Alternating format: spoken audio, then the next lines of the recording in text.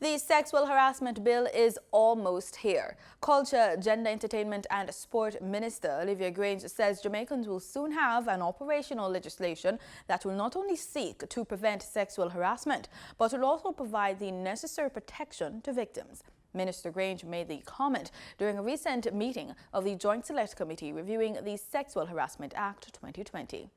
Members of the Joint Select Committee reviewing the proposed Sexual Harassment Act 2020 looked at contributions from various organizations in the last meeting. One such institution was the Norman Manley Law School.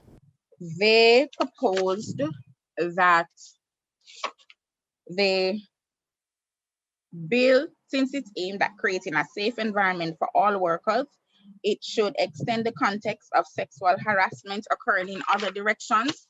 And we had indicated, we had expressed this before, but they expressed it again in the general recommendation section. So not only supervisor to manager or colleague to colleague, but also from worker to supervisor. So, and we had considered that. I don't recall if we had decided on it, but it certainly was discussed.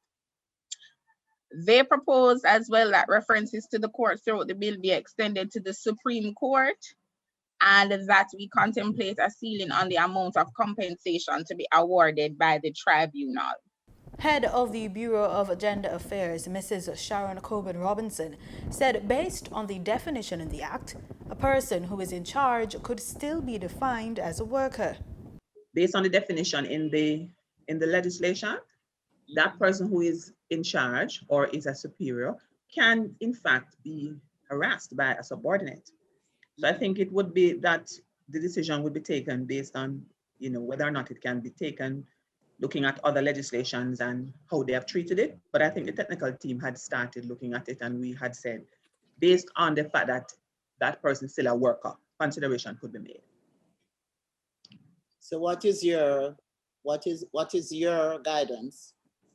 My guidance is that it is possible for somebody who is in authority or in charge to be harassed by a subordinate. It can happen. Senator Natalie Campbell-Rodriguez suggested that the bill specify the tier of worker when stipulating boundaries. And I was pointing out that the social construct in certain communities in Jamaica would not necessarily facilitate that.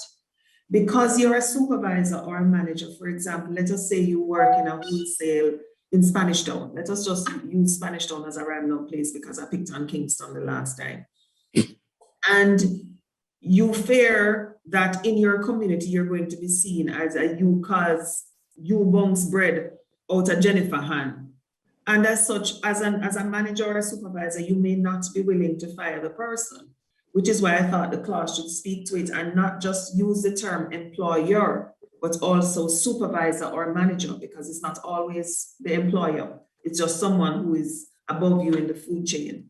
But I do think and still support the idea that, there needs to be something in clause 4, the same way it is it 4-7, sorry. It is laid out as just mentioned a while ago. I think we need to put something in there, just a line to say a worker shall not sexually harass a supervisor, manager, or employer, whatever the phrasing is.